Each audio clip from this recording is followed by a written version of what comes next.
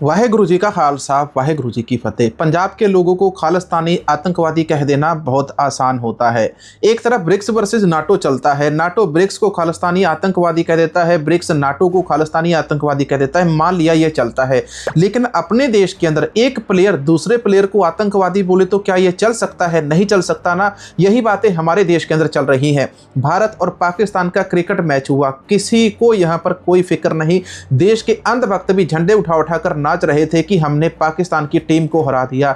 लेकिन मूर्खों की फौज ये पाकिस्तान की वही टीम है जिसका तुम लोगों ने बाइकाट किया था। आज तुम उसके साथ क्रिकेट खेलने चले गए, चाहे तुमने हराया चाहे तुम उनकी क्रिकेट खेल के अंदर हारे। यही तो बातें हम पहले कहते थे। इसके अंदर फिल्मों का क्या कसूर है, व्यापार का क्या कसूर है? व्यापार चलने दो, फिल्में चलने दो। जब दलजीत दोसांझ की फिल्म आई थी सरदार जी 3, तुमने बाइकाट कर दिया। इसके अंदर पाकिस्तानी कलाकार है, इस फिल्म को हम नहीं रिलीज होने देंगे। बाइकाट कर दिया, ठीक है। दलजीत दोसांझ ने उसके ऊपर तुमको क्या जवाब दिया था? दलजीत दोसांझ ने कहा था कि बहुत सारे लोगों का काम होता है नफरत बांटना, लेकिन एक पंजाबी का हमारा काम है कि हम नफरत अपने अंदर ले लेते हैं। हम देशभक्त हैं, भारत हमारा देश है और हम अपने देश के लिए हमेशा बलिदान देने के लिए तैयार रहते हैं। और देश के लोग जिस प्रकार से नफरत बांट रहे हैं, हम उसके ऊपर कोई भी टिप्पणी नहीं करेंगे। लेकिन अब दलजीत दोसांझ ने कह दिया कि मेरी फिल्म तो पहलगाम हमले से पहले बनी थी, लेकिन जो क्रिकेट मैच है पहलगाम हमले के बाद कितनी बार हो चुका है।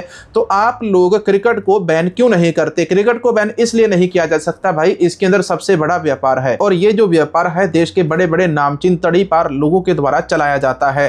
तड़ीपार लोग आज देश की सत्ता चला रहे हैं, तड़ीपार लोग आज देश का व्यापार चला रहे हैं। इसलिए उनको, अगर आप पंजाबी हो, अगर आप सिख हो, आपके सर के ऊपर पगड़ी बांधी हुई है, तो आप कुछ भी कर लो, चाहे आप हाथ में संविधान लेकर चलो और संविधान के मुताबिक सारे काम करोगे, तो भी आपको आतंकवादी कहा जाएगा। अब मैं आपको मामला बताता हूं सोनम वांगचुक का। सोनम वांगचुक ने तकरीबन 4-5 साल पहले प्रधानमंत्री मोदी को चिट्ठी लिखी, सरकार को बहुत सारे पत्र भेजे, उनको मैसेज भिजवाए कि हमारा जो लद्दाख है, लद्दाख को यूटी से हटाकर फिर से उसका राज्य का दर्जा बहाल किया जाए। जो लद्दाख है, लद्दाख को एक स्पेशल राज्य का दर्जा मिला हुआ था, लेकिन भारत सरकार ने जब धारा 370 वहां से आर्टिकल 370 जो हटाया है, इसके बाद इन्होंने लद्दाख को भी यूटी बना दिया। केंद्र सरकार के अंडर ये चलेगा। अब उसी मांग को लेकर जो सोनम वांगचुक है, लद्दाख के लोग है, सारे लोग इसके लिए लंबी लड़ाई लड़ रहे हैं। और दूसरी तरफ लद्दाख के अंदर जो चीन की सेना है वो लद्दाख के अंदर आती जा रही है, भारत की सीमा के ऊपर अतिक्रमण करती जा रही है, उसको अपने कंट्रोल में ले रही है।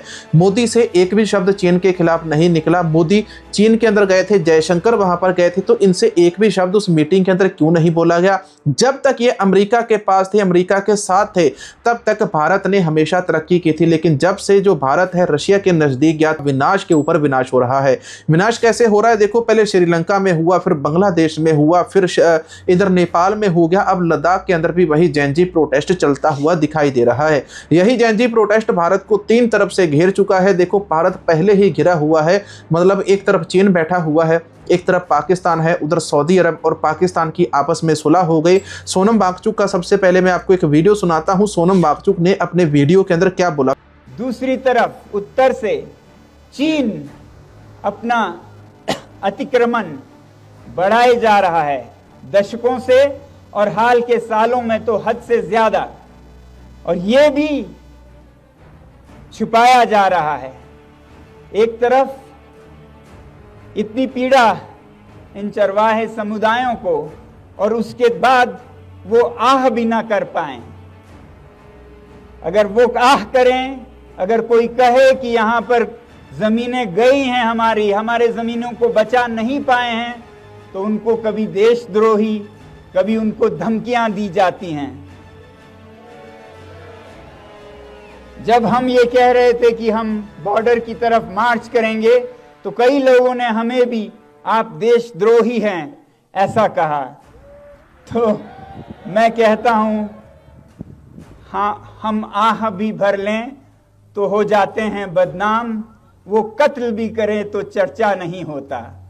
ये हालत है आज की सरकार की। हम पे जो जुल्म हो रहा है, हमारे सर कट रहे हैं, हम आह करें तो देशद्रोही बन रहे हैं। जो 4000 स्क्वायर किलोमीटर चीनियों को सौंप दे, चर्चा नहीं होती।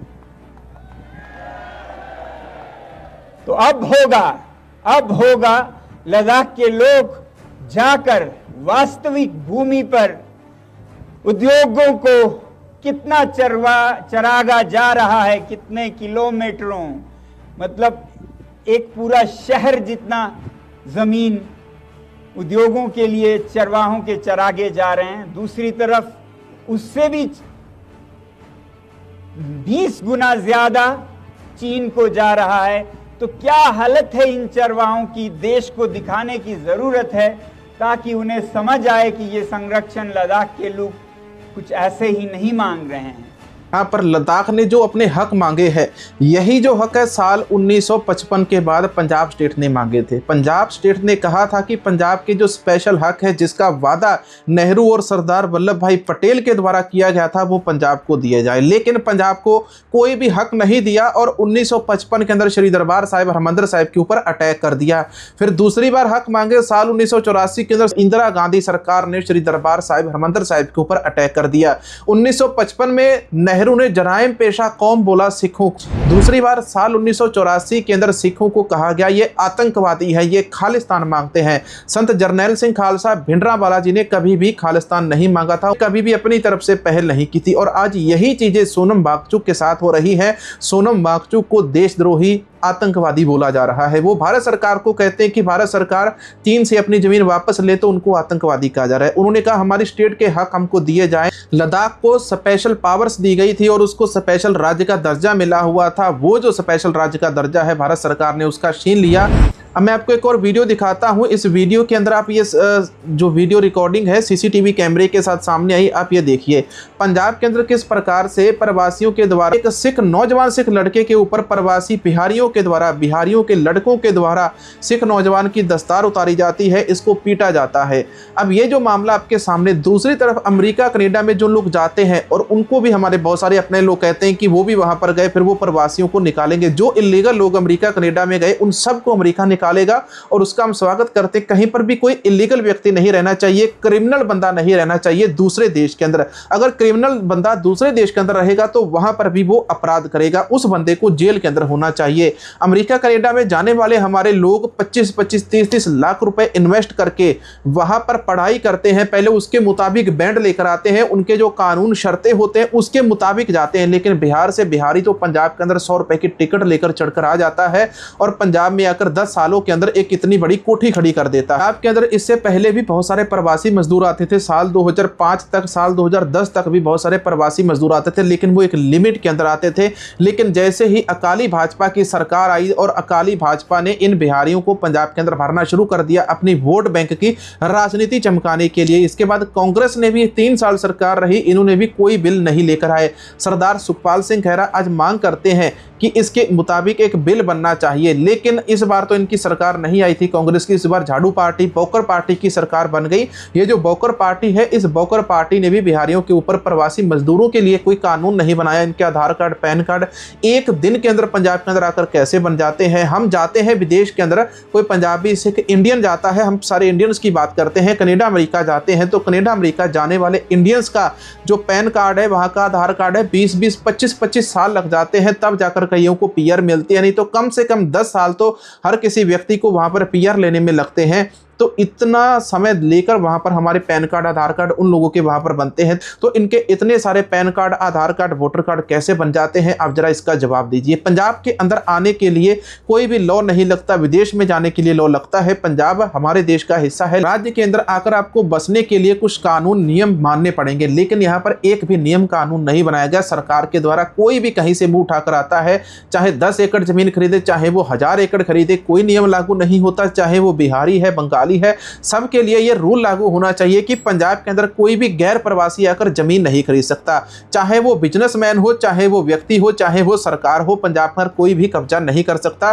पंजाब की उपजाऊ जमीन के ऊपर और पंजाब की नस्लों को बिगाड़ने के लिए इस प्रकार की साजिश चली जा रही है, जिसके अंदर ये प्रवासी मजदूर, आरएसएस और संघ वाले सबसे आगे लगे हुए हैं। अब ये जो आरएसएस वाले हैं, संघ वाले हैं, इनके ऊपर अमेरिका ने बैन लगा दिया। अमेरिका ने कह दिया कि हमारे यहाँ पर 2 इंडियन कंपनियां हैं जिनके ऊपर हमने बैन लगाया। ये दोनों कंपनियां हमारे देश के अंदर नकली दवाइयां बेच रही थी। पिछले दिनों आपने डोनाल्ड ट्रंप का बयान सुना होगा, जिसके अंदर डोनाल्ड ट्रंप ने बोला था कि जो ये पैरासीटामोल दवाई होती है, इस पैरासीटामोल दवाई के ऊपर वो रोक लगा रहे हैं। हमारे देश के नामचीन जो व्यक्ति हैं सोनम वांगचुक, अगर वो अपने हक की बात करते हैं उसको आतंकवादी कहा जाता है। बहुत सारे लोगों ने आपत्ति जताई कि जसवंत सिंह खालड़ा के जीवन के ऊपर फिल्म नहीं आनी चाहिए। अगर जसवंत सिंह खालड़ा जी के जीवन के ऊपर फिल्म आती है तो उसके बाद हमारे देश का हर एक भारतीय, हिंदू, मुस्लिम, सिख, ईसाई हर एक व्यक्ति उनके बारे में जान जाएगा और उनको अपना हीरो मानेगा।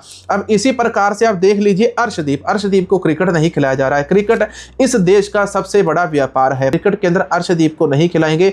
अर्शदीप को इन्होंने पाकिस्तान के साथ फेस टू फेस यहां पर उन्होंने मैदान के अंदर खेलने के लिए नहीं रखा, ट्वीट टू ट्वीट इन्होंने खेलने के लिए रखा है। अर्शदीप यहां से अर्शदीप के नाम से सोशल गोदी मीडिया बहुत सारे ट्वीट शेयर कर रहा है कि अर्शदीप ने पाकिस्तानियों को ये सुना दिया, अर्शदीप ने पाकिस्तानियों को वो सुना दिया। पंजाब के रवीश कुमार को आतंकवादी बोल दिया जाता है। फौजी भाई की बात कर लो, उसको आतंकवादी खालिस्तानी बोल दिया जाता है। किसान काम करते हैं उनको भी आतंकवादी, खालिस्तानी, देशद्रोही, टुकड़े टुकड़े गैंग, क्या क्या नाम इन लोगों ने दिए थे। वीडियो के नीचे सुपर थैंक्स डोनेट जरूर करना। मिलेंगे नई वीडियो नई जानकारी के साथ।